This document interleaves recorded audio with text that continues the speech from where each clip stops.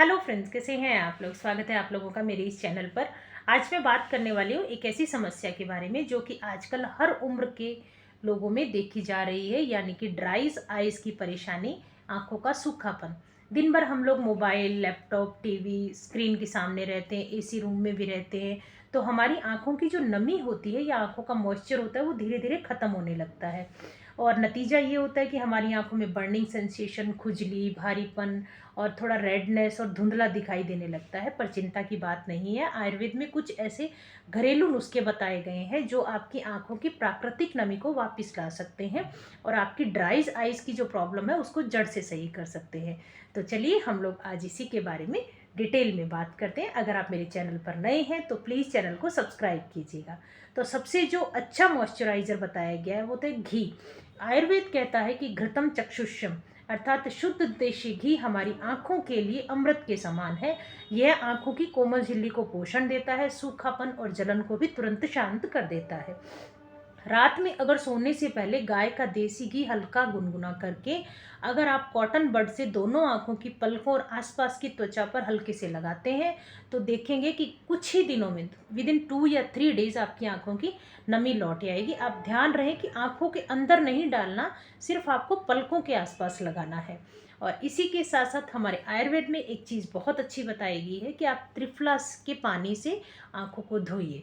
त्रिफला आयुर्वेद में जो होता है वो नेत्र शुद्धिकरण के लिए सबसे अच्छी औषधि बताई है।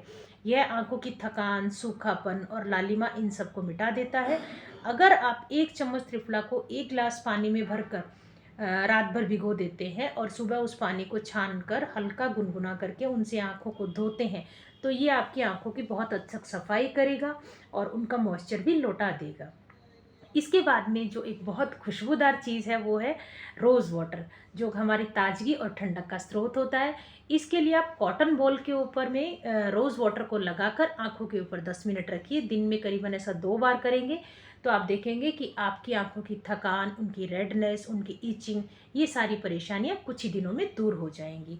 और इसी के साथ साथ अगर आप इंटरनली यूज़ करना चाहते हैं तो गाजर और आंवले का सेवन भरपूर कीजिए, क्योंकि आयुर्वेद में कहा गया है कि जो आहार रस धातु को बढ़ाता है वो आंखों को भी पोषण देता है।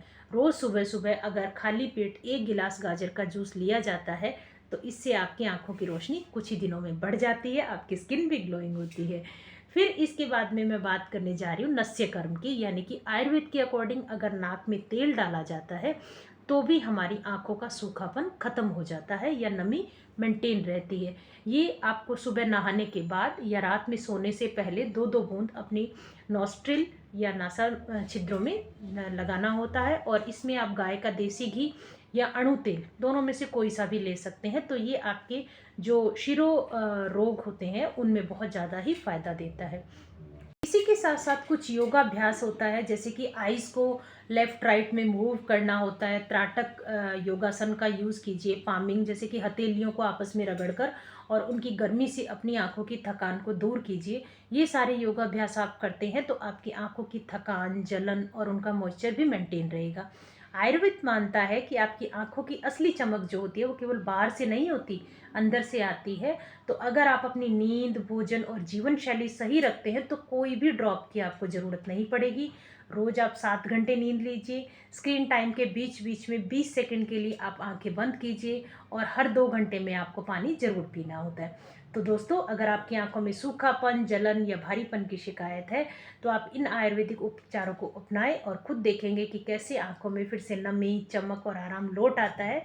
याद रखें, आंखें सिर्फ देखने का माध्यम नहीं है, आपकी आत्मा का दर्पण भी है। उन्हें प्यार और देखभाल दें, न कि सिर्फ आई ड्रॉप्स दें। अगर आपको वीडियो अच्छा लगा हो तो प्लीज़ चैनल को लाइक कीजिएगा, शेयर कीजिएगा और कमेंट कीजिएगा। Thank you.